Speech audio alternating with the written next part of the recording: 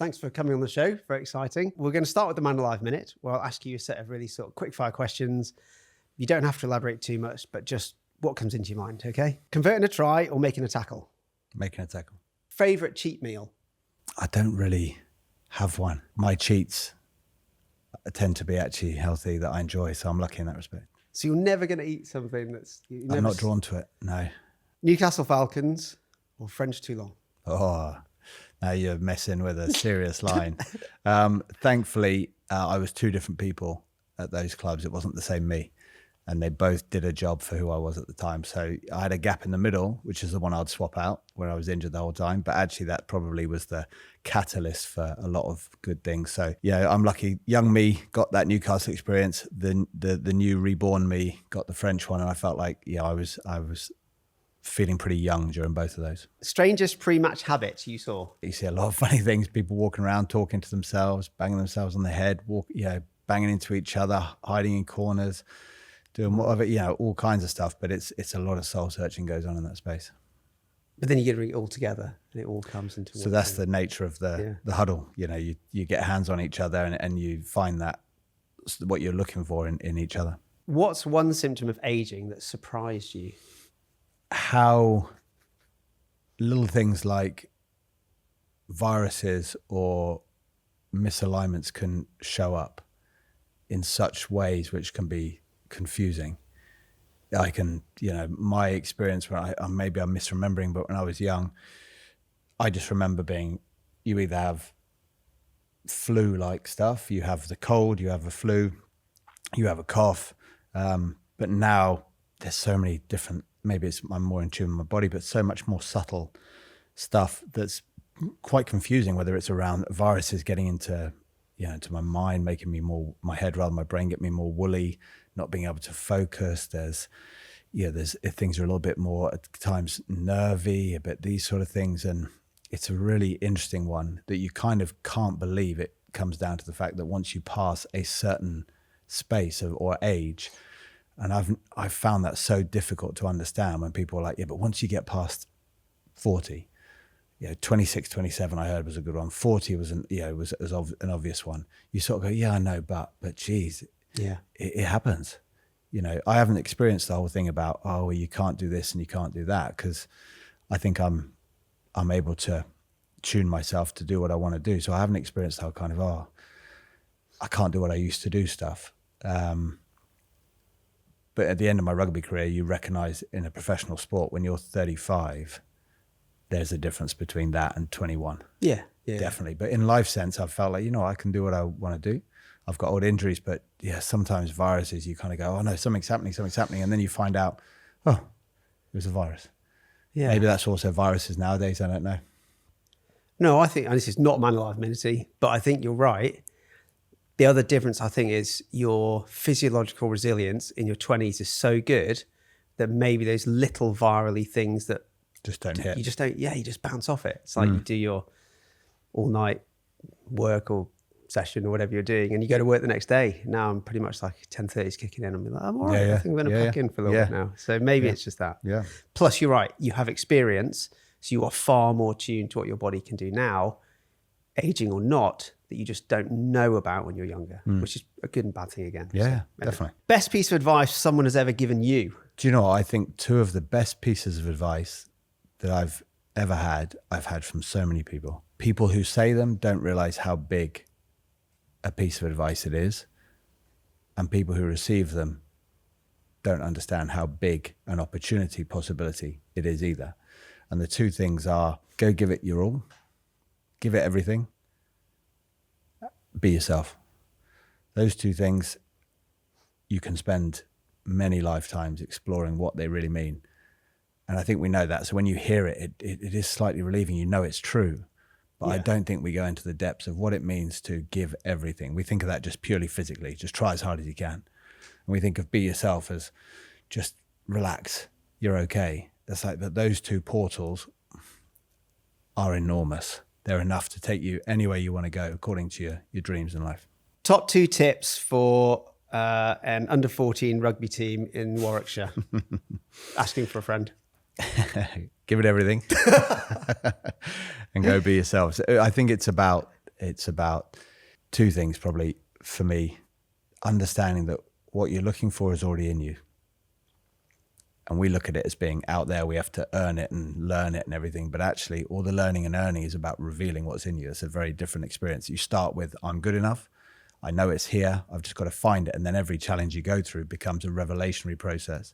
All you have to do is find the opportunity. So find the opportunity in everything and trust that your dreams and intentions are being heard. And this is just the path. I think if you're willing to take the next step, find the opportunity to take the next step, you'll be surprised where it ends up.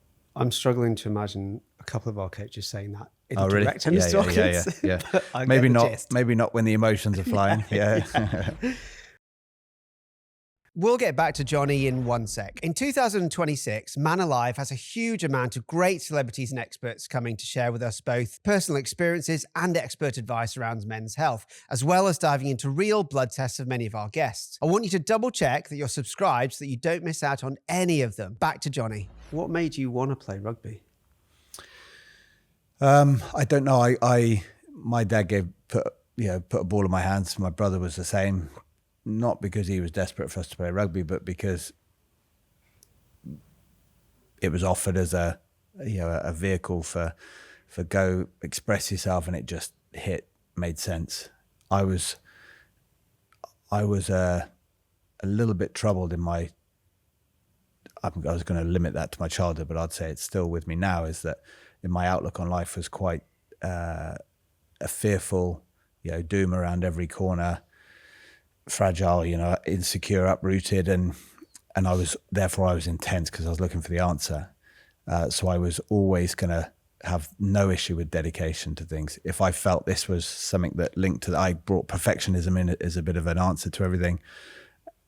And so then when the ball made sense in my hands, what also made sense was to be like, I'm going to find out what I can do with this. And when I saw other people were doing it, it's like, well, I want to be the best at this.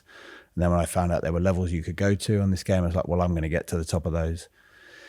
And ultimately it became about, on the one hand, mastery, on the other hand, perfection in the more negative sense of avoiding failure. Yeah. But that's where it started. It just made sense. And from then on, that dedication was a bit of very intense curiosity. So I started with a ball and I kicked it. And then I looked at my right leg and went, I wonder if I can kick it with that leg. And everything was, if I can kick it left leg, I need to kick it right leg. I need to be better with my right than my left with my right. I need to be able to pass with this hand, do this. I need to be the one that tackles everything. I just did not understand the concept of you have strengths and weaknesses. It was like, no, I've got time. I've got the energy. I've got the passion. I think I've got the gifts. So it's like, I'm going to go. Do you find that just some sort of ball thing each day or two, whatever, is a kind of cathartic experience for you? Yeah, definitely. But I think there's an opportunity before the ball to have that experience. So the ball thing I see as actually it's coming from me.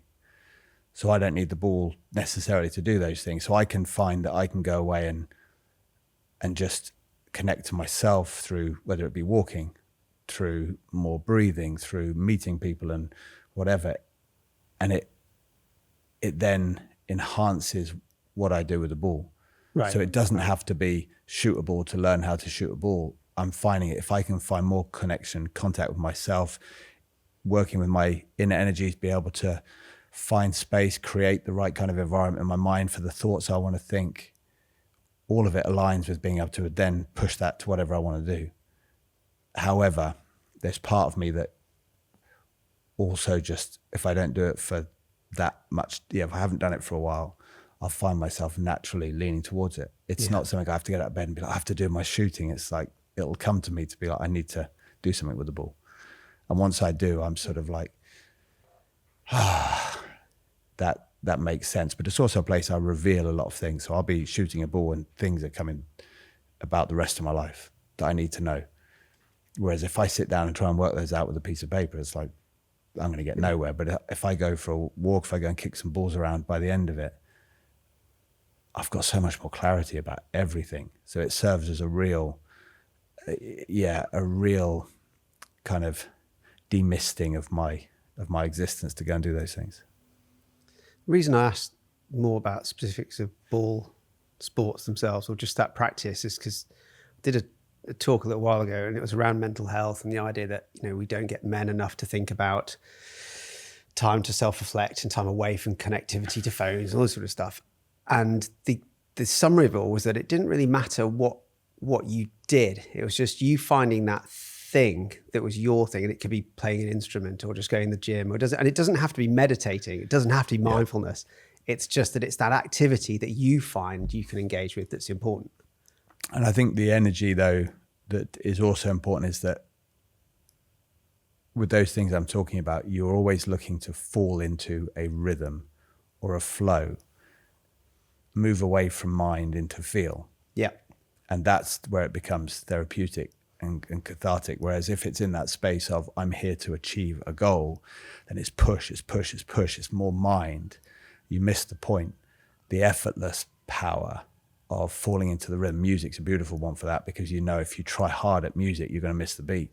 The beat exists within you. You understand tempo through that. So I play music, piano and guitar a little bit. And that's another thing I'll do. Same example, because it's something that falls into a feeling rhythm where you're no longer forcing. It's almost you're connecting with something that's, like I said, it's already in you. Same with walking.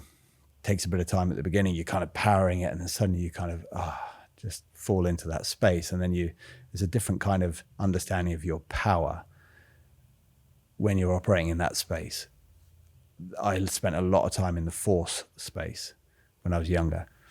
It's become a big part of me to uncover that, like I said, that connection with something deeper, which is inherent, you know, tempo, rhythm, that connection, understanding is different. Your intention, being able to see what you want through force is so different to being able to see what you want and then trust and allow you to create it rather than force it and try. And so much of that when we're younger, there's space in when we're younger for that to make sense. You've got a lot of curiosity from naturally being young and, like you said, maybe not having the experience that when you push, it doesn't hurt too much. But as you get older and you start to make up your mind on how things are done, once you push on top of that, I think we tip over.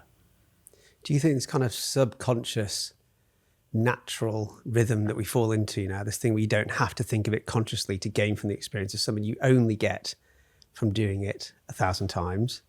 Or is this something that maybe you did apply to your career, but it was on a much more conscious level? Initially, just playing a rugby game, people would talk about, I was fine when the whistle went. Because up until the whistle, you're in your mind. You're sort of in the future, you're trying to, and you're unable to connect to that rhythm, which I'd describe as being present and in the now as well. When the whistle goes, you deal with what's around you. So kickers would find that when you're in the middle of the chaos, I'm talking about fly halves as well, you're in the middle of the chaos, or any rugby player, so much going on, and yet so easy, it's so clear, so simple. And yet when you stop the game and say, now you've got to kick a ball over, and it's fine because it's dead ball, no one can move, no one can get in your way, you've practiced it 100,000 times. Now they struggle. And yet the chaos, you've never practiced, you've never seen it, you've got no idea what's coming, and yet you're just so at ease. And so a lot of that for me is, yes, there was understandings of it. I had a great coach who was a guy called Dave Orrid, who was throughout my whole career was always getting me to recognize what it felt like and to understand outcome through feel, not outcome through pure mechanics of what it looked like. So he integrated a bit of that. But you also know when people are on form, they'll talk about, and this is why people struggle to coach afterwards sometimes, because when they're on form, all they know is, you just feel it. So they say this to someone who's struggling, you're like, just go and feel it. It's like, what the hell does that mean? But that's what it is when you're in that space, is you just feel it. You stand at the back of your run up and you already know. You've already felt the kick before you've done it. And when you look at where it's going to go, you don't look there hoping it's going to go there. You look there because you've just created it going there. And there's that side of it where we very much more take that creative power. But when you're not in that, finding it is a challenge, because you're going to try and find it. But the more you try, the further away from you get. So that's the bit that I think is more available to me now is understanding when you're moving away from it, how do you take yourself back? Because it's a bit like anything when someone might say, I just need a bit of time. But actually it's more than that. It's you can take a conscious involvement in how to bring yourself to a state where you can become more present and tap into that creative ability to start forming what's around you through an effortless perspective. When you talk about, do you need to do a load of it first? Yes and no, because when you're doing it, you can be feeling it as well. So you can build both pots at the same time. I think what I did was like, learn a technique, drill the technique, see some evidence, and then you've earned the right to start feeling. Yeah. What you can do is drill a technique and understand feel at the same time.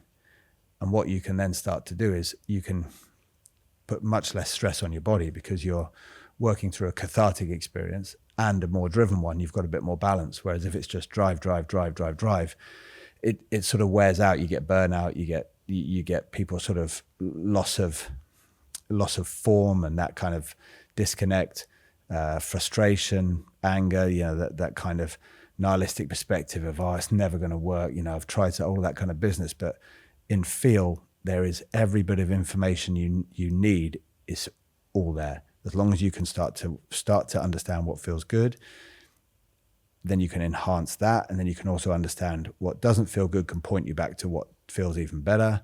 It's a beautiful learning experience. Or if you go down mechanics, it's a very mind-based. Then it becomes a bit protective. Once you've learned something, you're always just trying to maintain. And then the lack of growth and surprise takes away your passion. It becomes a survival effort every day. That's what it became for me, you got them over. We need to get them all over next week. And then it's like, okay. And then it's all over next week. Instead of, what happens to, I want you to reveal something about yourself today. I want you to see can you hit the most beautiful kick you've ever hit today?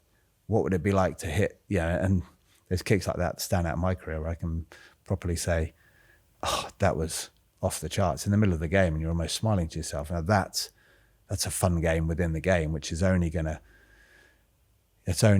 bring better and better performance, I think.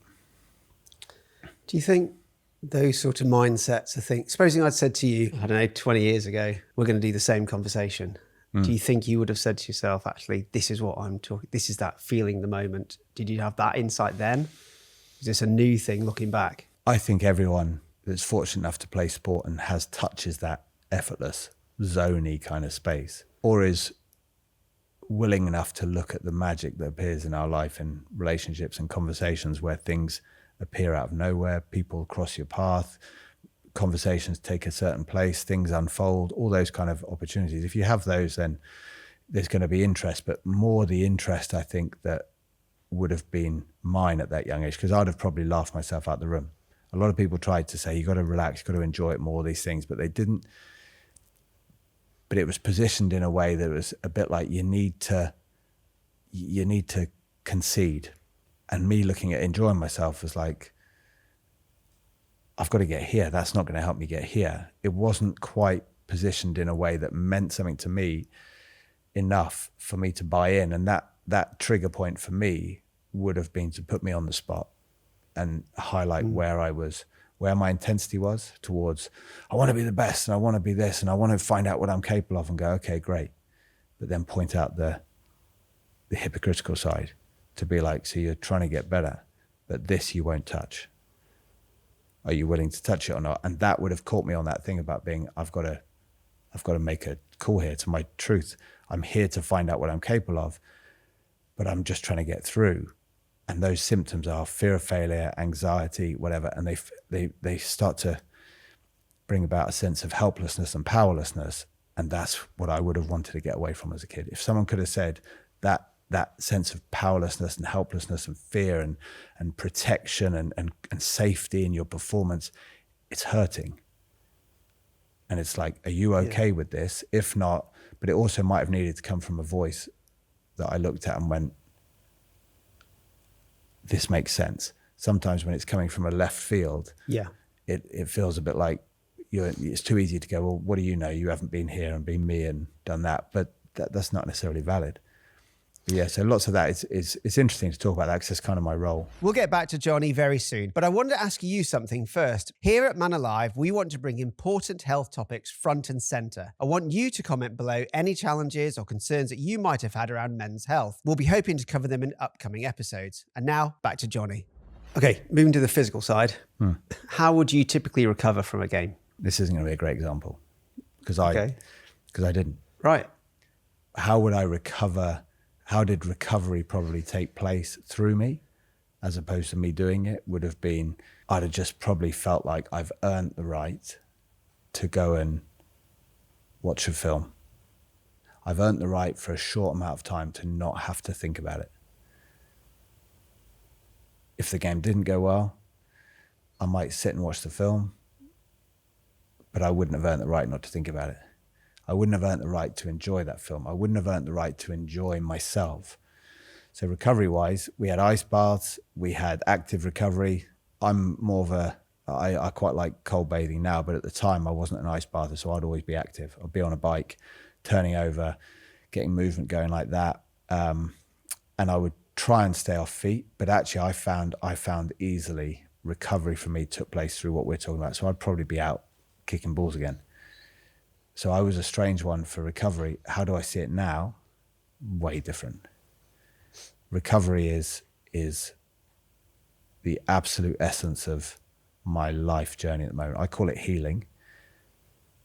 But because of being on all the time, rugby became like a condensed version, I think, of life. You know, in life, generally, how many times do you get knocked around in life? Generally, physically, hopefully not many. As a rugby player, many, many times every day. How many times do you experience concussions in life? Generally, hopefully not many. As a rugby player, different. How many times do you experience deep anxiety about an upcoming performance? In business, you might get it, oh gosh, I've got a presentation to do, I've got this to do, I've got this to do. Yeah, I'm experiencing more of that in my life now, but in rugby, sometimes it's every blooming day. And then it's before, and then how many times do you get that deep sort of sense of, your over-analysis, self-criticism? Every day, you're never off. All of this impact is pretty brutal. The need to recover is massive. I didn't do it at the time. My journey has become a massively important one of healing. And what I mean by that is that I need a damn good reason for me to get stressed now. And I think that's the same as with the rugby, is that, and the biggest, after rugby is to be like, okay, it didn't go as you wish, but to understand that your recovery is part of performance. It's not a getaway. It's a deeply sort of involved thing, something you get involved in. You don't just sit and let the TV do your recovery. You've got to involve yourself in your recovery. And the biggest involvement that I've had, which I think has been the most powerful part of my recovery, is to face my vulnerabilities. Without doing that, I don't think people ever really recover, or ever really heal. The deepest healing is to face your vulnerabilities head on so that you can start taking back that space, because otherwise you want to leave those alone but recover. They're always keeping you on, always keeping you in survival and chronic. And so imagine the insecurities around rugby. Am I going to keep my place? Do people still like me? How did I play? Oh my gosh, the upcoming game, what if it goes wrong? All of this coming from that vulnerability,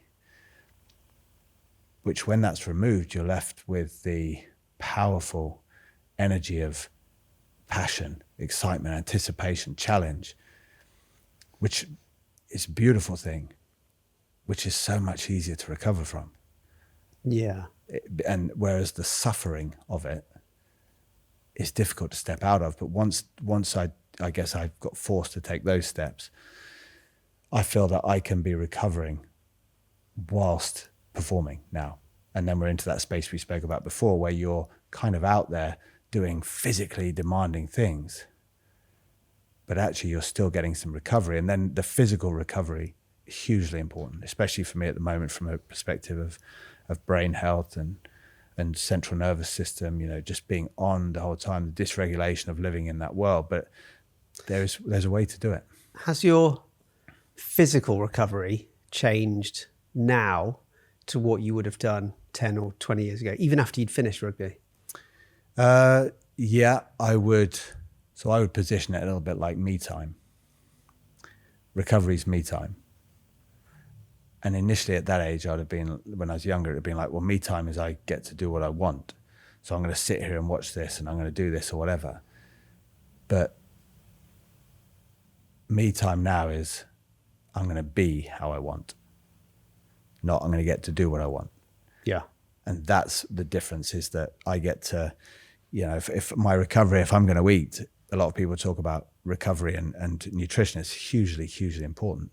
You know, I'm in the business of nutrition for that healing capacity to bring about immense, you know, the immense health and well-being benefits that we can't even see. But the if you sit down and just smash through your food without involving yourself in it, it's not the same. And I think that for me is the difference. So now I would do, you know, sleeping during it as a player, terrible. Imagine after a game, the buzz of it, I'm not going to sleep then. The next day when you're starting to think about the mistakes you're going to make and the video analysis that's coming on the Monday, the newspapers that are talking about this, the fact you're going to keep your spot, the upcoming game, this, switching off at night, that's a skill. This is something that needs to be learned and understood equally as the rugby stuff, because sleeping for me now is a thing. I get to 6-7 o'clock in the evening and it's like, done. I'll play with my daughter, but I'm not stepping above this level. I'm not going above this level of intensity, because this is wind down time. I'm not in front of in front of a screen. I'm not doing this. It's like, this is what's happening. And of course that bleeds into your sleep. Well, any professional sportsman, unless you're playing lawn bowls as a professional, perhaps snooker, you do have a limited lifespan. So most people, like in my job, for example, you go to uni till your mid-20s, you don't really start earning until most people in your comparative career would be starting to hit the big time, if not their peak. And I'm not expecting to retire based on current NHS pensions until my 70s. Right. But then you're finished by 30s. And that's a massive mind shift. So how do you then go, well, that's one part. I mean, you can compartmentalize it, I guess, but how do you go from that's that part of my life to then going, what happens now? Because not everyone's going to be a pundit, not everyone's going to be a coach. So how did most sportsmen move to that next level? With difficulty, definitely. Lots and lots of them. It's a, I guess it would be termed the identity crisis. And it's kind of for me like a rebirth in a way. The danger of this a little bit is that you want to control that journey, because this is who I was, and who I was wants a say in who I'm going to become. And that rugby, basically what that means as an analogy is that you spend your life in this rugby shirt. Rugby is, and in most professional sports, I guess, the more successful you want to become and the more of a spectacle it becomes for people around the sport to watch and to enjoy, comes down to how deeply people buy into that shirt. There's lots of stories about the power of the shirt and all this kind of stuff. Yeah. But as a player, from an identification perspective, you become the shirt. Everyone around you talks about you as if that's who you are. Yeah, this whole kind of me when I get home and I'm this. A lot of people, not me, but it started families during their careers, and I always wondered what kind of perspective that would give. But I think even that's challenged by this need to go out there and put it all on the line for that shirt. You know, number of people that hold it, do whatever you want. And for the nation, obviously, that's represented by the shirt or whatever. But that lifestyle, everything around it glues you to that shirt, or enjoys you being glued to that shirt.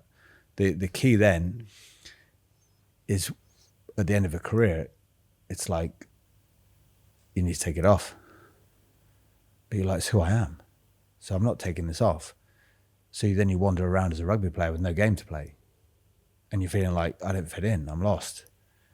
And then it's a case of, I'm going to try and do whatever I can to keep this on. So I'm going to try and find something affiliated where I can hang in there, comebacks and this and do that. And then you say, well, when I go and watch rugby, I can't stand it, because you're wearing a shirt on the sideline going, let me on.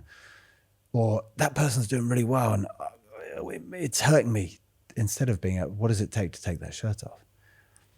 And that shirt off is going to challenge all the values that glued you to it, the ones you've lived by for so long. Yeah. Do you think give everything, push harder? You're going to have to do the opposite, which is to sit back in the pain, and just allow. Now, as a rugby player, if you ever said just allow the other team to do what they want, you're like, it's about fighting. It's what it's built on. So now you're in a space you've got to face those vulnerabilities. And as you do, the passion comes through, new passion, new you, new evolution. But to keep that shirt on is going to try and I'm going to control my next evolution. It's just, from my experience, not being anywhere near the power of letting the deeper me that I've not met yet come through and tell me what, and that new me has told me also what that rugby was about. It's amazing. Normally, as part of the Man Alive process, we would take your blood test, we'd run through that process. But I think deliberately for you, because your journey is such an interesting experience around mental health, we thought this is the focus we should be aiming on for you. So the blood's is less important, and we'll tie some bits to physical stuff. Yeah, sure. But it's that mental journey. So I guess a lot of performers feel like they have this mind of this storm, and when they're playing, and then things change after. And I know you're very open about your mental health and how it wasn't necessarily the best it could have been during rugby. What made you want to move into sort of health and wellness space after? It's that evolutionary part. I think there's part of me that wanted to become something, and that was the rugby part, and it wanted me to become a champion and become this and become the best or whatever. Where I'm moving outside of this has come from a different voice. This isn't me sat there, at the age of 25 going, and I want to be the health and wellbeing mental health advocate. But it chose me, what you go through and you experience, and then suddenly you find it's what you're talking most about. You find it's what you want to read about. It's about what you want to understand, and it's what you want to commit to. And then you realize it's chosen me. And it's such a different journey. There's times when I need to prepare and organize and do those kind of things, but most of the time I'm enjoying that voice. And it's led me to this because, like I said, it's kind of got something to say about what the rugby was about. I was trying to experience this mastery, but according to a sport. Now it's like, well, the sport's gone, so what am I left with? It's like, you're left with the mastery in you. Okay. So it's been about exploring me. There's no way you explore anything deeper in yourself without passing through those things you're talking about, mental, physical, and ultimately deeper in terms of challenging the perspective that you have upon who you are and whether that really stands up to your experience. Did you ever suffer with what you now look back and think were panic attacks? Oh yeah, hugely. How would they sort of manifest themselves for you? An immense sense of overwhelm, all in the moment. Not a building, but just like a kind of very quick sense of overwhelm, flooding of thoughts, an inability to act, to think straight, to move. That for me, the panic is related to that doom I felt in my childhood. Do you know what I mean? Like being faced with that doom, which you can't put a face on and go, oh, it's this, because if it was that, you could then rationalize it. It just feels like a kind of darkness is right on you, and it's not even something you can do anything to keep away. It's not physical, but that's what I felt. To the extent when I was young, I would get them regularly. I would set my alarm at 4 a.m. so I could get the biggest panic attack out the way. Wow. And then I would go, that's okay, I've got a few more hours before I have to get up. And I'd set it for 6. And at 6, I'd get the next panic attack out the way, and I'd set it for 6:30. And then 6:45, and I'll get up at 7. So after 4 or 5 alarms, whatever it is, I would have panicked out enough to be able to go, okay, I think I'm struggling, but I'm okay. Yeah, that would be every rugby game I ever played as a kid would be surrounded by it. But school was something that triggered it. At certain events, I would trigger it, or I would have it for months, and I would do these kind of like things, whatever I could, to try and manage it. But it would mostly just be, immense overwhelm. Like I said, it's funny. I kind of ended up at 41 thinking I've learned so much. And at that age, you're walking around, stood in the kitchen, just being like, I'm a child again. And realizing that, like I said, whatever I'm going to do, I want to be an unlocking mechanism, not a coping mechanism. And all that means is that, for me at that time, is that there has to be just the smallest part of me that wants to do it rather than has to do it. Even if 99% is you have to do this, I want 1% of me to be like, I want to do this. I want to do this next thing. I want to engage in my recovery from this, in my So a lot handling of of that, it. sorry to interrupt, a lot of that does move into that kind of new space of wellness and health that you're in now, doesn't it? Yeah, a lot of it to do with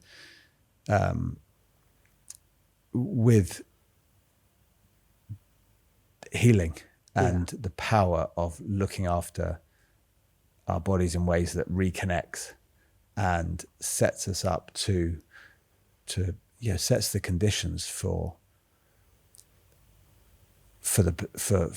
more to come out. And I think that's probably the key, is that when you connect mind and body, when you look after the body in a certain way, when you start to see the body in a certain way, all these kind of things, you're setting the conditions for a very different experience of life. And often that catalyst for that is challenge, because it moves you faster than desire. But yeah, that's my space, definitely. I've heard you talk on a couple of podcasts about whether you felt that your mental health was bad enough to be diagnosed as either depressed or anxious or something worse. Do you think, looking back, you had hit that point? I had lots of crises moments because of how I built myself, constructed myself as an individual, not knowingly, but with that fear. And I picked up some ideas around, through that fear and everything, I was looking as a young kid as to what's the answer. And religion was kind of in the schools, and I picked that up, and I sort of thought, well, hold on, here's a story about how to live a good life and what you're supposed to be. And from that, I gleaned the bits that resonated with me were being a warrior, a martyr, and a savior. So I took those three and just went, let's go with that. And all of that was built on this idea that if I live this life, I would get some kind of, I would be spared at the end somehow. That was that slightly naive kind of child view. And so I built out of that. As much as I grew up and started to understand slight nuances of it, it was at the core of me. So in the rugby, it played out massively. When you lose, when this happens, I took things terribly, but there are other areas in life where life presents grey, and I've got this black and white, and that creates this impasse which challenges you on every level. And all of those followed a similar path. There was that initial confusion, beginnings of anxiety and helplessness, and then there was the panic as it sort of really settled in, and then that moved eventually to this sense of depression and grief as something had to go almost. And depending on those challenges, depending on how hard I fought them, how long there were times when I couldn't see a way out, for sure. I don't know enough to say I had this or I had that. What other people have, for me, it's just a personal thing, but I recognize a lot of what people talk about. Did you ever reach out to anyone and say, look, I'm really struggling with this? All the time. Yeah, I had professional help when I was younger, although it didn't really amount to much. Like I said, I wonder where we are now with exploring these things as I got older. Yet every time I hit one of these crises, I was that far lost that I had to reach out. It wasn't like I'm going to reach out. It's like, it was begrudgingly, I'm reaching out. However, once I hit, I had a recent one, maybe near early 40s. That one I reached out. Do you feel that access to mental health support for men, and maybe younger men, has changed in your opinion? I think inevitably as time moves, people are going to start to understand each other more, and we're going to move in those signs. So yeah, I do. My experience, I've always been drawn. One of my big catalysts was around 26, when I was going through this one, 26, 27. Someone who I reached out to, or someone that I sort of felt I had to reach out to, who I found through another player actually, which was interesting, happened to just mention off the cuff about the Buddha. And it's not so much that he was talking about Buddhism. He just said that the Buddha kind of took on these challenges that I was taking on. And this is his story. And he was like, have you ever heard of that?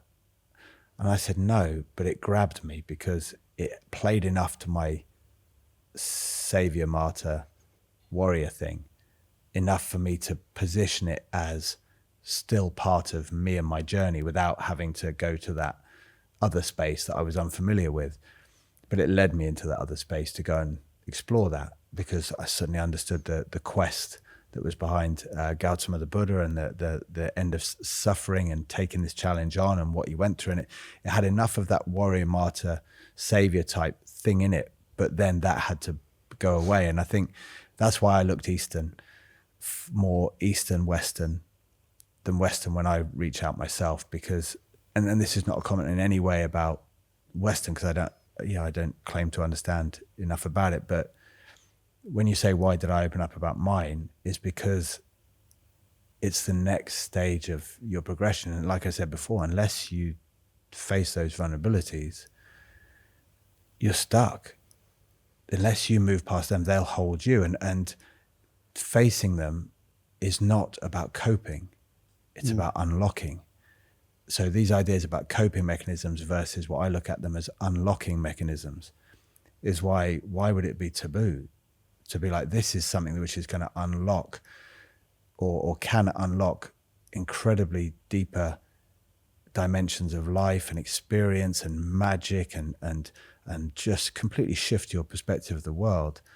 And then people are saying, God, that's brave of you to have me thinking, why wouldn't we all go on this journey? And I think that's the shift that really helped me to sort of go, there's so many incredible ways, different ways, which are far more aligned to my experience, the evidence of my experience for looking at these issues and for perceiving them, that allows you to realize it's a beautiful journey, albeit a tough and painful one at times, but one that is what, to a degree, we're all after, in terms of wanting that something more from life, wanting to experience something more about ourselves, wanting to connect more with other people, wanting to feel that sense of relaxation and ease and peace and openness and inspiration and all those things.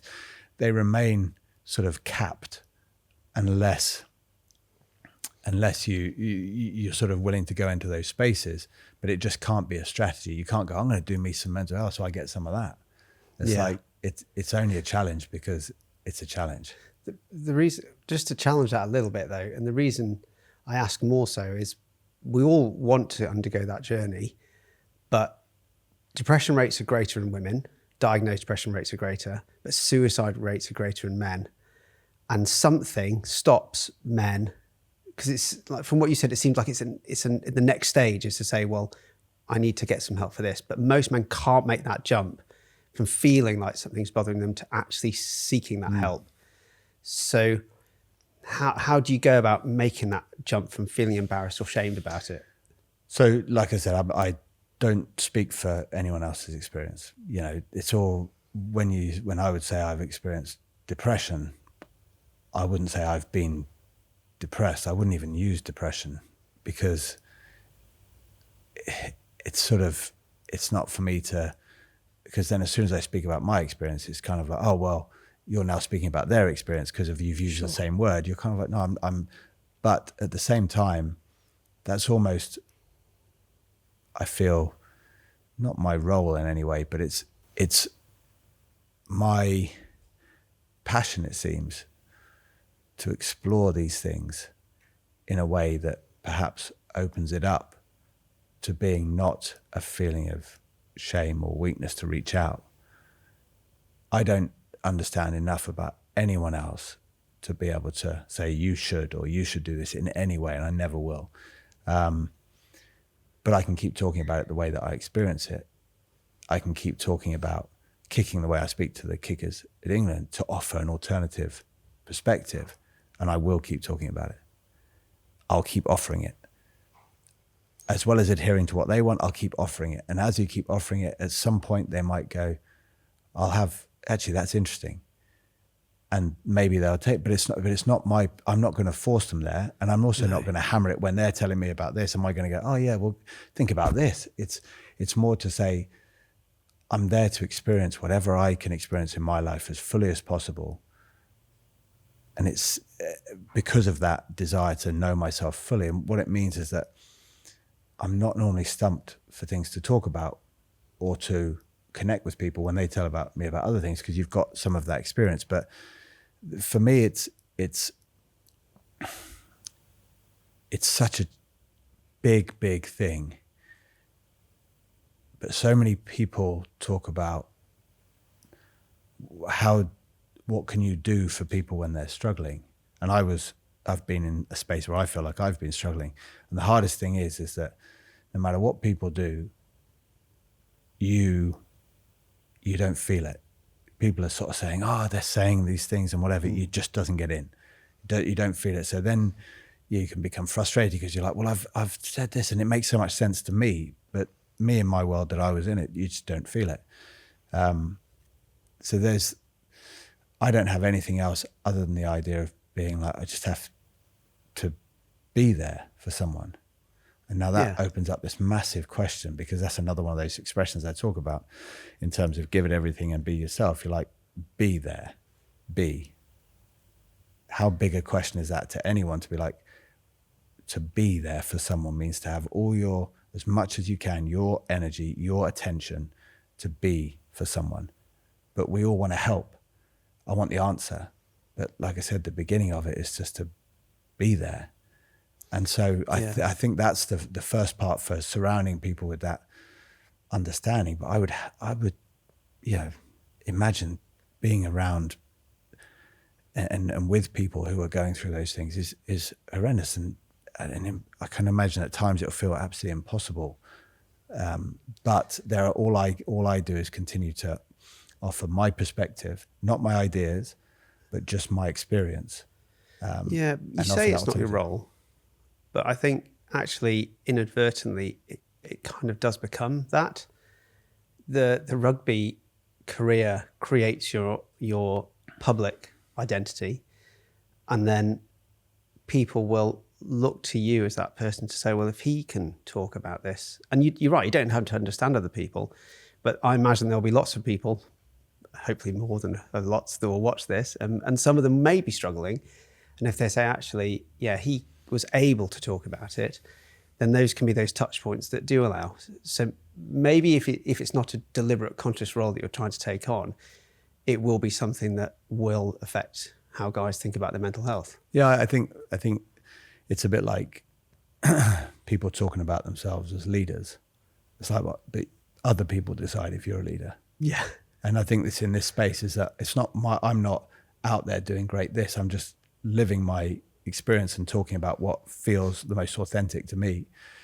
And as you said about people in that space, I think the most amazing thing is you said about the shame and the fear and everything else that goes with that shift of letting someone know that you're struggling, is that it's not necessarily the total answer, but it is the exact path, because in order to do that, you're facing vulnerabilities.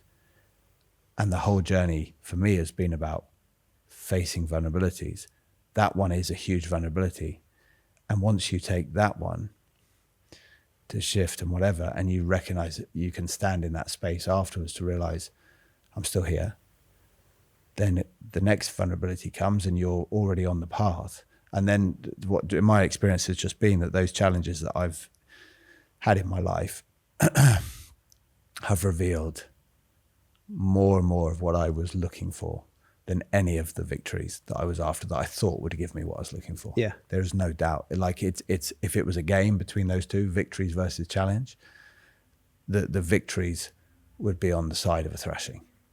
The challenge is what has opened my world. The victories has what's brought about more challenge.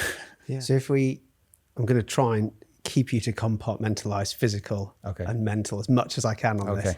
Physically, tell me about like your diet now and maybe how that compares with when you were playing. My diet now, much more aware of where things come from, the origin of things, much more aware. Do you mean like an ethical diet? Yes. Or do you mean as in nutritionally? Yes, nutritionally as well. So things from organic, things of as well as ethically, but I think that those two are the same thing anyway. In terms of there's a obvious link between ethical and health wise, but the because of the love and care involved. But the other side of it would be, for me, much deeper respect for nature.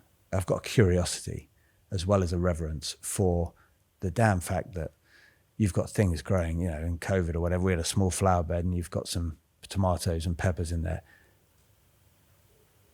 It's magic. I mean, but we just see them in the supermarket and you go, yeah, I'll have one of those. Yeah. It's magical what we're doing, what we are and what we're doing. That part of my life has changed massively. Antioxidant rich, hugely. Lots about the nature, the organic side of it, as well as the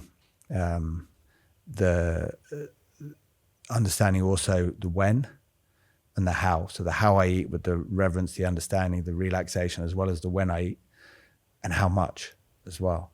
Understanding when I'm more in tune with my body, you kind of know when your stop moment is. You mentioned that there's no cheat meal. So is there anything you won't eat now? There's just going to be a long list. It's going to be a long list. Yeah. But I assume no ultra processed. Yeah. Yeah. Processed to a degree? For me, certain things kind of happen. They feel like line crosses in my life where it just makes sense. You just realize, and suddenly it feels like, and there's been key moments of these throughout a lot of those crises where you just shift over a line. You know that I'm not going back there. Okay. You know, this is a step. And one of those things has been recognizing the health of the need for my body to recover for what it's been through, for the imbalance that it's been through, for the traumas that it's experienced, and then to understand for the likes of things like brain health, heart health, central nervous system, and for the future that I want for myself, to be able to engage with my passions, with people around me, with my family, and have my independence and all those kind of things. You kind of start to look at food and go, let me just see if that lines up. And it's not something you kind of put it against the scale and go, let me see. You just know. And then those old cravings might come back, but it doesn't matter. Yeah. You know what you're doing. Because and then the curiosity, exploration kicks in, and you start finding out about new things. You know, like for me, the fermented living products, the kombucha that we made. You know, initially I was in a changing room with my teammates and just feeling like in France, and just feeling like, geez, look at us. We're like in a change room, eating out of foil packets with ingredients you've never heard of, and we're supposed to be so fit and so strong and so powerful, and yet there's like this inner part. I'm talking about myself, really. I don't know about these guys, but the inner part of me was just, there was part in here that I wasn't servicing. And it was a part that was disconnected from, it was like a hollowness. On the outside, I had the physique and the training and everything, but on the inside, it was like, I haven't fed this. And so initially at that age, I was kind of like, maybe I can make something more earthy, more natural that can fit in this. I'm still playing, still wanted to play. So it was like pre-training, post-training, something in that area, you know, something that really brings us back to who we are. And so I can, because I had the mental journey going on at the same time, I couldn't find the answer to that. 3 or 4 years of trying, and then happened to come. My wife was trained to become she was doing a master's actually in nutrition. She came across some stuff as well. She was doing nutritional healing. At the same time, I was exploring mental health and finding out about the brain and all the amazing things we can do for that. But then also fermented foods, probiotics, living bacteria in the diet. Suddenly it was like, okay, let's make this. So everything from yogurt kefir to sourdough bread to kimchi to sauerkraut, kombuchas, just at home and just going for it. And I kind of looked at it and went, what was going on there? If I look at it from an innate, intuitive perspective, my body's like, I want healing. I don't want foods that are going to stress me more. Yeah. I've had stress. I want healing. I need things that are going to connect me. I need things that are going to live with me, that are going to bring out more of me, that are going to open me up to where I'm closed. And that's kind of how I see diet now. But the thing is you say, oh, I have a cheat meal. I'm like, some of the things I might put in a blender and kind of go, I'm having that. I'm like, this is a cheat meal, isn't it? You're like, no, it's like, that's damn good. But I'm like, oh, right. It's relative. Yeah, relatively speaking. So you made kombucha in your house? Yeah. Did you not have some experience where you kind of made this something that's horrific? A few. We decided not to release those as part. Yeah. I mean, it's quite a nuanced specialty, isn't it? We did. There were a few. We had a few interesting experiences, but also we had a few belters where you're like, geez, that's phenomenal. But then you get that when you, like you said, you engage yourself in what you're doing. When you make it and you sit there and you keep revisiting and looking at it and wondering how it's getting on, it's like it becomes part of your family, and they're sat in the back room. And so when you drink it, you it's not a surprise that it's got that in it. But yeah, we had some funny ones, things that did taste a bit strange and getting your head around. But it's amazing how much of you mentioned about recovery, so many of those intuitive things have kicked in where I'm looking at wanting to recover and then realizing that I've been jumping on a trampoline with my daughter for probably a good 5 years solid. I mean, almost with no break. And then you find out that rebounding, moving up and down, shifting your limb, and I'm kind of like, interesting, because there were times there and I was like, oh gosh, she wants to go out there again. I'm like, oh, my leg's so tight, but it's like, go on then, I'll go and do something. And you're like, oh wow, these things as an intuitive perspective as well. So we're always like, oh, I've got to go and do this. But actually when you want it, you'll be surprised how you find it anyway. Trampolining's fine. Imagine when they're 13 and they go, oh, could you do a bit of tackle practice? And the answer is, hell no. Oh no, that's out. That really hurts. Or when you get asked to go and play in a Legends game. How's that going to go? Well, it's already gone. Where it's gone, this is no longer part of my journey, thanks. Yeah. Neither is can we draw upon that competition edge where you're going to do this? It's like, you know what? I do love kicking balls around, and I feel at times that I'm way better than I ever was. But it's like, that's not me anymore. Yeah. And so, yeah, that tackling wouldn't be me either. That's for sure. No way. I saw this video, it's like 20 years ago. It was you and David Beckham. Oh, yeah. For an Adidas or Nike? Yeah, Adidas. Easy. Good God. Sorry. Yeah. A trainer manufacturer. Adidas, yeah. And it's like the two of you kicking balls, isn't it? And then it starts like him kicking that is in a football way, and it's rugby training back and forth. And it's like the best advert. And I think it was like way ahead of its time, wasn't it? Because it was a natural environment. And then I know the guy who was responsible for this. He'd be very much enjoying your really? your review of it. Well, I'm open and available for adverts as necessary. I think, it was a really good experience. And then obviously the Beckham documentary came out. When's the Jonny Wilkinson documentary coming out on Netflix? Because that could tell a story, couldn't it? Maybe it could. But you know what's interesting? I wonder sometimes that I sometimes live in a bit of a bubble, and I do my best to, and I come out of it often enough, but I surround myself with people where this is an ongoing thing, it's like you do with your team. This is my ambition. You find yourself around people that are going to open that. But there's still, I'm not sure my story is as interesting with what we're talking about yet as to the glitz and the glamour. And I get that. Do you know what I mean? I'm not saying that's what Beckham's documentary is about. I haven't seen it, so I'm not in any way trying to sort of generalize it or anything like that. But I think there is always that intrigue. And that's what I mean about as a young kid, is that if you asked me when I was 25 or whatever to say, right, we've got these two documentaries on, I'd be like, just that one. I want to find out what it's like to be that guy or whatever, and what it's like for him and his world. And I get that. And so maybe there's elements of that are probably more interesting, and maybe that there's still part of that works. But the world that I feel I live in now, I think, is a great story. It's not, there's many people living in it far more deeply and impactfully than me. But some of the journey from where I've been to who I am now, I think it's surprising for me to see who I am. I know the young me would probably be like, what have you done with your life? Like, look who you've become. But this me is going, I'm very glad to be here. Do you know what I mean? It's like you move from... I think it'd be a good Netflix document. I'm putting dibs on getting production work on that. Okay, fine. Do you have any non-negotiable daily practices now? Someone asked me about that recently, not as directly, but I had a problem with the idea of non-negotiable, because the non-negotiable is a sort of potential limit to stress, and sort of says, expressing yourself. But actually, you know what? Since the recognition of my need to look after my brain, look after my recovery, look after my body, as well as the mental journey, as you mentioned. I'm separating the two for you. Yeah. Physical and mental. There are some things a little bit. Yeah. One of those is that I get up and I get out always, every morning. And I walk, or I'll shoot basketballs or whatever, but I get out in that daylight and I have my time. I have some stuff now around how I eat in the evening, early. I take away my carbs sort of like from sort of probably middle of the afternoon away, and I'm more, so I'm, but that's more experimenting at the moment with diet in terms of in and out of ketosis and all those kind of things. But it's mostly around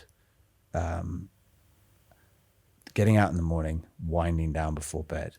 And then in the middle, I have a non-negotiable in that my life's about me. And what that means is I fill it with me time. And when I'm really on this, every out breath is a me time. And that's not limiting, that's the opposite. I mean, it's exactly, I think the idea about I make my life about me is people will go, oh geez, you know, you got to think about others, but it's like, I do. That's why I make it about me. Yeah. Because when I'm on me time, my relationships are good. Yeah, when you're on holiday and you're flying, it's like, oh, I'm having me time. You don't have arguments. You don't have this. You seem to know the right thing. You're just everything's, yeah, should we do that? Yeah, go on, then we'll try it. So I make my life about me time. So in the morning, it's me time. When I have breakfast, that's me time. It's my time to eat. When you meet someone, you're like, oh, me time to explore this person and experience the potential magic of this. And I'm starting to find out where my me time's not. If you could tell a man to start doing one thing today to improve his health and well-being, mentally or physically, what would you say? Life gets so much bigger when you turn inward. And what I mean by that is when you take an interest in yourself and just see if there's an opportunity to open up to a bit of curiosity, especially around who you are, to your body, to your mind, and then where that goes into the role of thoughts and the ability to move into spaces. It's like it all starts with just that inner curiosity to be like, I wonder about this. Because I think we all grow up, and by a certain time, I'm the same. You know, you find yourself as a rugby player, someone, get the drinks on, water comes on. Water's something you've got to drink every day. And it's like, oh, I've got to drink my water today. Water's the source of life. We treat it like it's just food that we have on our plates. Like I said, it's magic, or it's an animal, but it's just food. This body we've got, it's like, oh, it's a bit out of shape, isn't it? It's like, oh, look at someone else's. It's magic that it's alive. It's operating on pure magic that it keeps us alive. There's all of that is available to tap into, or it's done. And I think that world that we live in, where it is cool to go after your stuff. It's what we've all got to do. Go after your passions. Go find out where it's taking us. But that thing that you are is way bigger than anything you'll find out there. And I think that's, for me, is just, and that what that leads to is just the unique power and potential of every individual to be found within themselves, that comes out so often in such beautiful little ways all the time, but can go unnoticed. I just think is the source of all our solutions that we need in life. And it's the source of the most, beautiful existence. But sure enough, you can have a really cool one as well without that, sure. But yeah, if I would say that for me is the big opportunity. It's brilliant. Thank you very much. So if people would like to follow you or learn about what you're doing next, where's the best place to do that? That's a good question. I was doing a podcast and I would ask that one, and now I'm being asked that one. I have a health and wellbeing drinks brand called One Living. So you can find that on oneliving.com. And a lot of what we're talking about is in there, especially around the physical and bringing out the best of you. And then from another perspective, you can catch me probably, I'm starting to get my head around social media. So maybe that might shift a little bit more. And you can find me on Jonny Wilkinson Official, at Jonny Wilkinson Official on Instagram probably. Thanks so much for watching this episode of Man Alive. I'm sure you had a mate, colleague, or family member you thought of at least once while watching this, maybe a rugby fan. Share this episode with just one person and let's grow together. See you next time.